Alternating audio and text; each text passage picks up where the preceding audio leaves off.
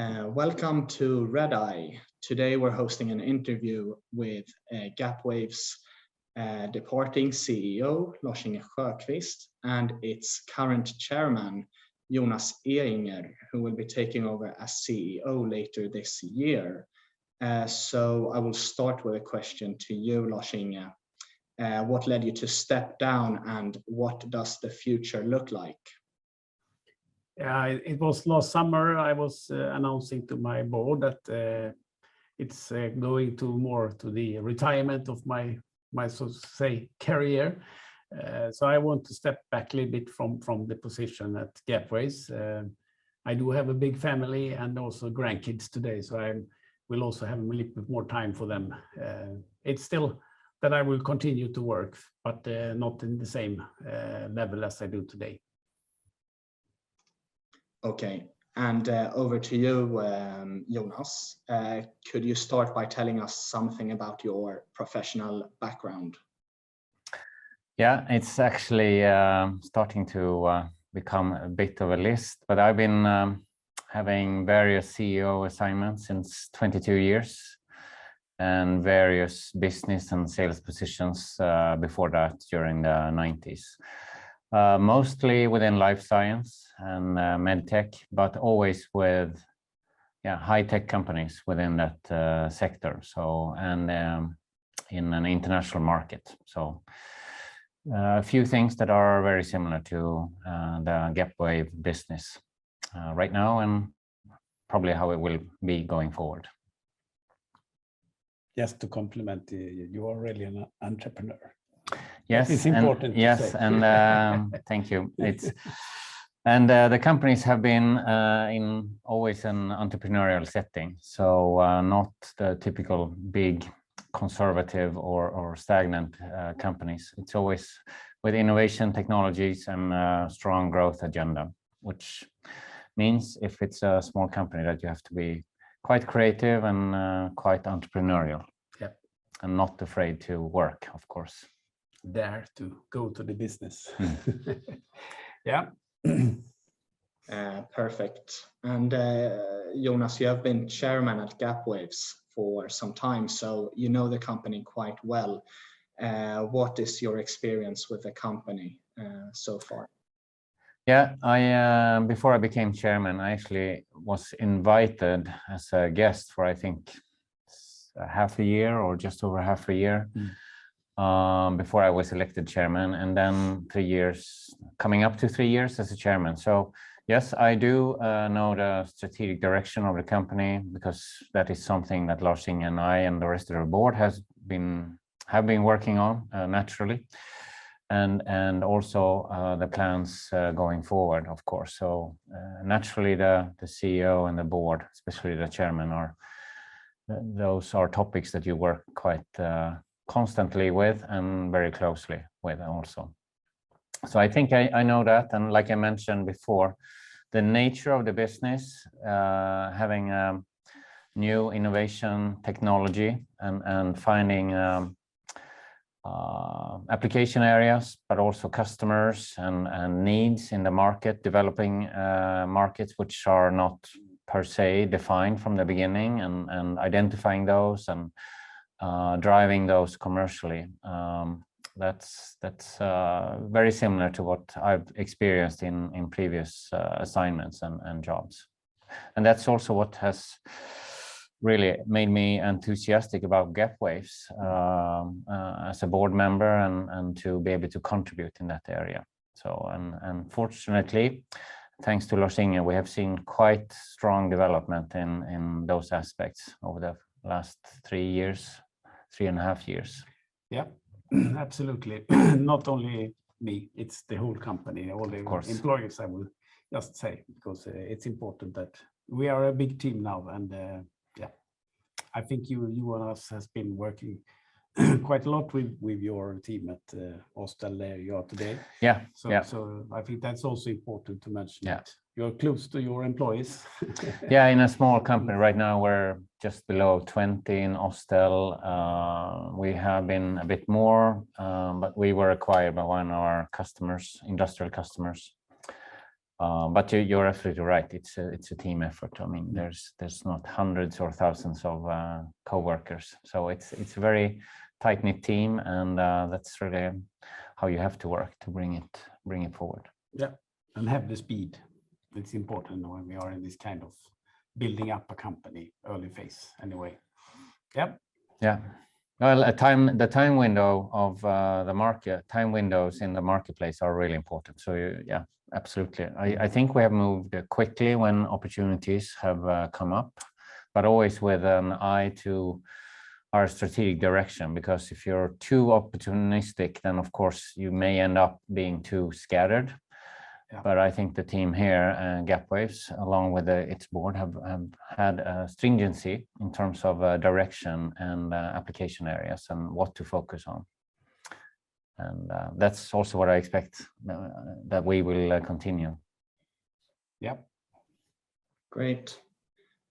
Could you tell us something about the vision for the company now that you're taking over? Yeah, like I said, we are already on a strategic track or direction, which I expect to continue. We have established a foothold in the automotive segment, if you want to use that phrase. But there are also other application areas or segments or verticals that we want to explore, and also other value proposals or value offerings that we want to explore in the future, near future or mid future. So there's a lot of opportunities and a lot of potential, but again, we have to be faithful to the strategy, so we don't become too scattered and end up in too many different directions at the same time. With the partnerships that we have, they require a really strong dedication and focus on delivery, because obviously some of these bigger companies are expecting a lot from us, so cannot just jump into too many new things. Clearly, it was a question to you, but I can comment just saying that typically Hella, for example, is expecting us really to be successful in what we now have going into together, so to say. The end customer, in this case, a big OEM in Germany, expect us to really be the best solution on the market together with Hella. So this must be fulfilled, so to say, and we are in a very good situation currently. But still, we have to work some years more for the full volumes. So that's the case. Yeah, but we have talked to the team here, and I think it's very clear that we expect a pretty growth-driven agenda going forward. And hopefully we will have several areas to expand within.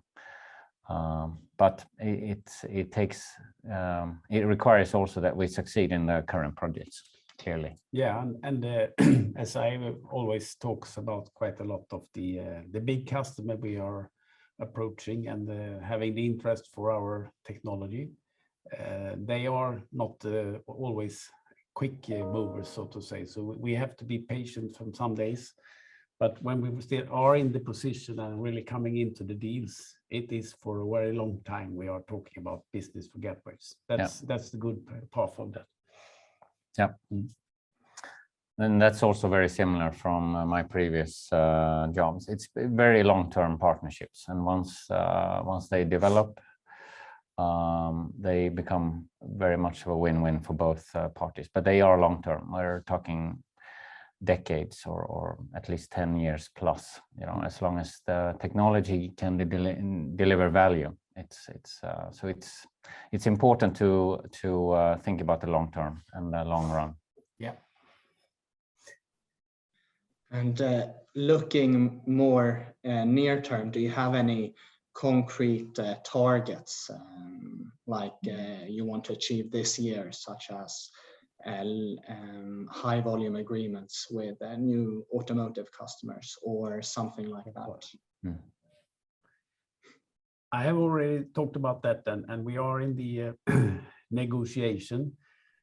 every week with 2 different customers currently for long-term agreements. One very big, one a little bit smaller. But this is ongoing discussions, and sometimes they are not as quick as we are. We are moving quickly and can, but we also want to be in a good position when we do deals. We will not give away too much of our, so to say, technology without having good payment for it. That's, of course, value for the shareholders as well. So we need to be fighting for our best prices. Yeah.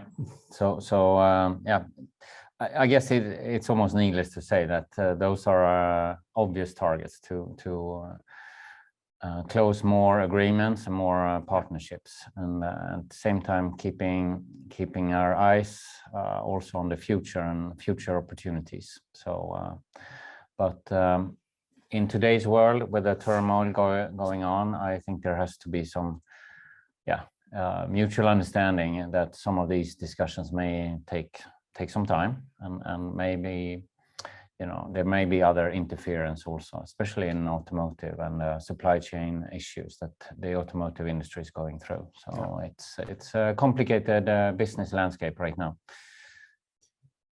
Yeah, but that said, we can't really say that anything so to say have been impacted still from the war situation.